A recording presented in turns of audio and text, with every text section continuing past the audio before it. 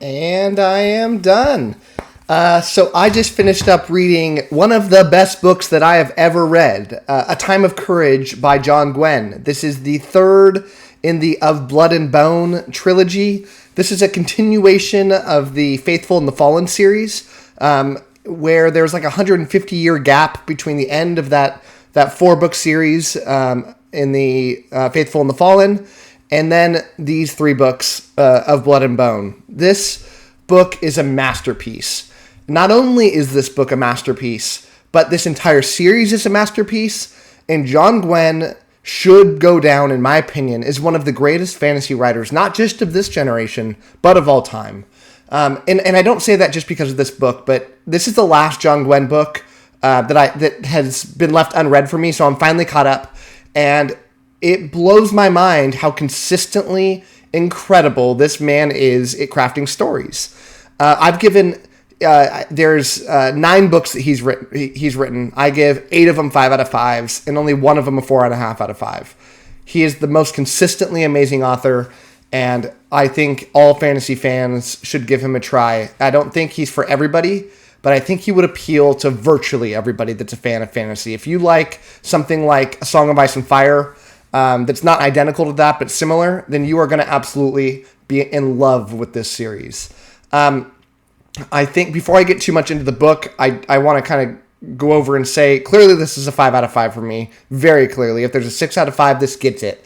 But this book series is going to go down when you combine this series with The Faithful and the Fallen. These are both in the Banished Lands. I kind of think of them as the same overall series, and it's clearly my number 2 favorite series of all time, behind Malazan. Nothing will ever beat Malazan. If it does, I'll be shocked. I'll be really happy, but I can't ever imagine anything ever overcoming that. But this is a very clear number 2, and I can't envision another series toppling this one. It's mind-boggling. Everything about this book I loved, and part of what I loved is how difficult this book was to write. If this was on a difficulty scale of like 1 to 10, this is close to a 10. And he knocked it out of the park. And it's hard because when you write a follow-up series, you have to figure out a way to blend writing something new, fresh, unique, but also sharing a lot of the characteristics that made fans love the first one. And if you don't blend those two concepts together seamlessly, and I think the standard is so much higher when you do something like this, because it would be so easy to upset your fans. It's just incredible, the authors that have been able to pull this off. The only other author I've ever read that I think has been able to pull this off successfully is Joe Abercrombie with his First Law. He did a very similar, less of a time jump, but similar in that, about the same amount of characters carried over. In this series, there's a number of characters that carry over because people can live a lot longer in this book series as compared to the First Law, where people live a normal human life. I worried when I first read the first book in this series. I gave it a 4.5 out of 5, which is amazing. And I worried, though, that the scope was too small. And I think that's what John Gwynne tried to do in making things different, because he told us a very similar story. In the first series, it is about good versus evil, and evil rises up, and it needs to be put down again. And this book is about the same thing. Evil rises up again. The same evil rises up again, and they need to be put down again. But he did 2 main things that differentiated this series from the last one. And one of the things he did was he tightened it up. The first one had that sprawling story, and I mentioned it before, but I'll say it again, but the A Song of Ice and Fire approach, where you have a lot of different characters on all sides of this map. They converge, they depart, but you get this sense that there's a world going on here. In this book, you don't get that sense. Everything is contained within the same, 1/10 of the map. All of the point of view characters are in that same 1/10. And the story really never broadens beyond that, except for this last book where it broadens a little bit. And I worried because I love the first series so much. And I worried that I love a big epic fantasy.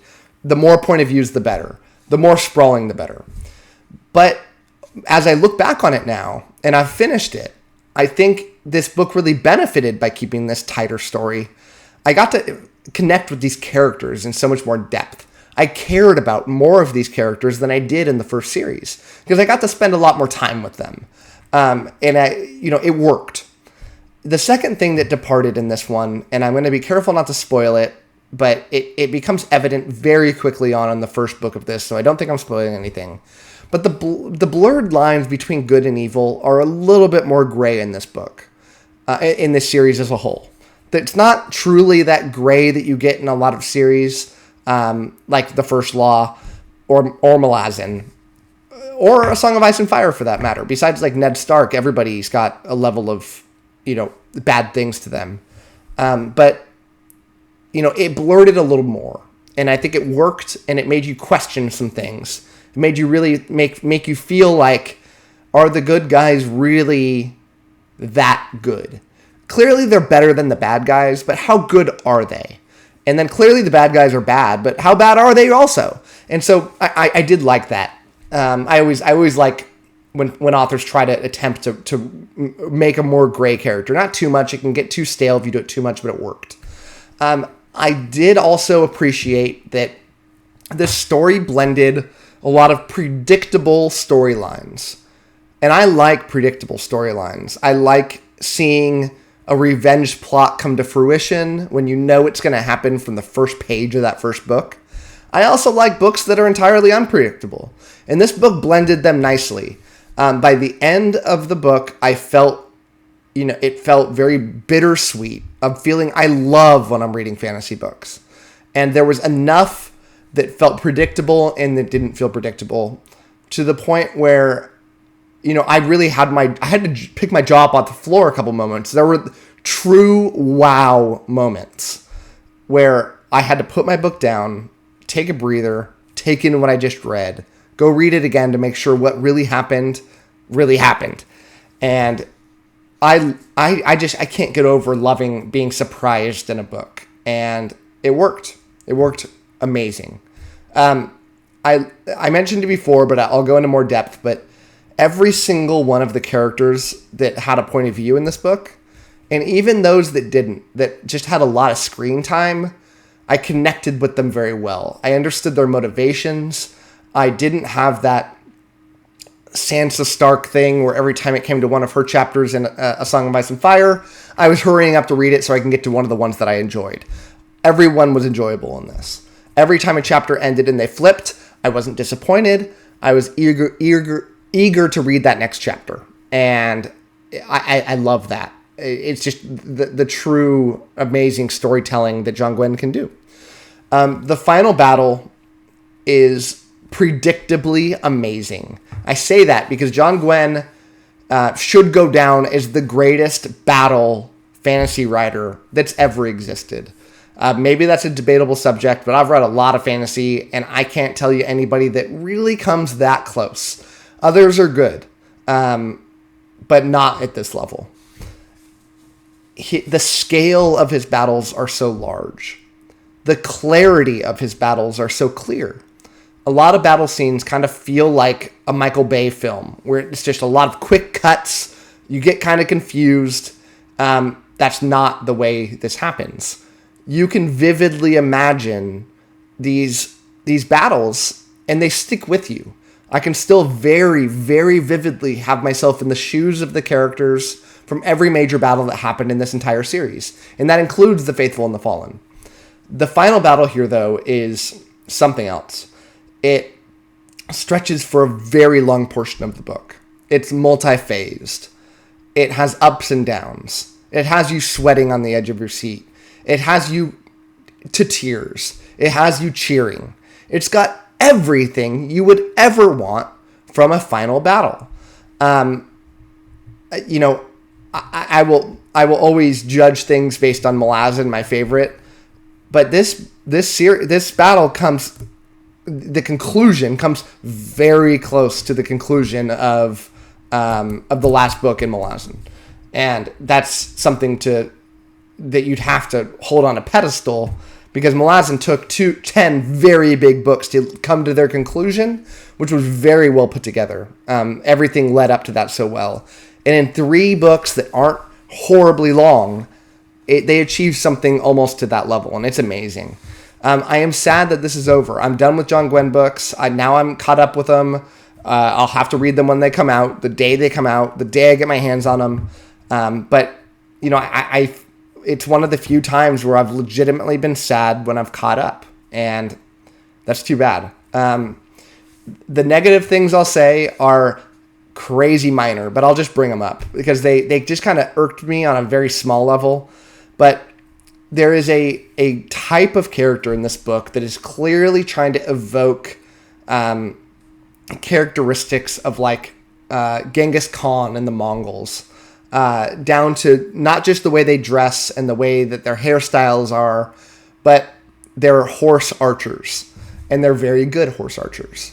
And in this book series, they have like infinite arrows, and there's a couple times where they talk about kind of stressfully running low on arrows, but it's rare. It feels like a video game where they've, it's just got an infinite amount in there, and it's just kind of like rolls your eyes a couple times, like, really? Is that really going to happen? And I also thought that, characters ride like big creatures in this book. I don't want to say more than that, but they'll ride these things into battle, rising up, like 5-10 feet higher than their opponents. And they're like an invincible machine going into like a crowd of people. And it would be so easy for someone just to pick them off with an arrow, being that like sticking above everybody else, that, when these characters went into this battle sequence and they came out unscathed, it kind of made me roll my eyes a little bit. And it happened multiple times. But, I did love that in both these series, John Gwynne clearly is a fan of history and military history specifically, I'm sure. Because, the characters invent the phalanx of like interlocking shields, holding a spear out, marching straight at your opponent, an inability for people to kind of break that, and how innovative that was for the Greeks when they implemented it for the first time, and how invincible it made their armies before people caught up to them. And just like in history, other people learn that skill, and then it becomes kind of a head-on kind of thing. And I love that in the first series. In this series, it's the Mongols, where, technologically, the Mongols were just above everybody else for a while. Nobody can compete with horse archers when they're very good. They steamrolled, much of Asia and much of Europe by using this, and very similar to this. And I liked that blending in these famous moments in history into this fantasy setting, I thought worked really well for me. So I'm going to wrap it up there. Please go read this book. Go read the series. If you haven't read The Faithful and the Fallen, go read it first. You can read the series on its own, but it won't work as well. I've heard people kind of mention that you can read this. Yeah, you can, but you're going to lose a lot. And, I think you'll enjoy it a lot more reading it in publication order than you would reading this first and then Faithful and the Fallen. There are some interesting things. Like, you would know more about the initial characters, and when you got to them, it'd be kind of cool to see how big and important they're going to turn out to be, the legends that they become. But no, it's much better than like this. So if you haven't read Faithful and the Fallen, stop whatever you're reading. Go pick it up. If it's not for you, that's fine. But chances are you're going to love it. So that's my review. Hope you'd enjoyed it, and talk to you next time.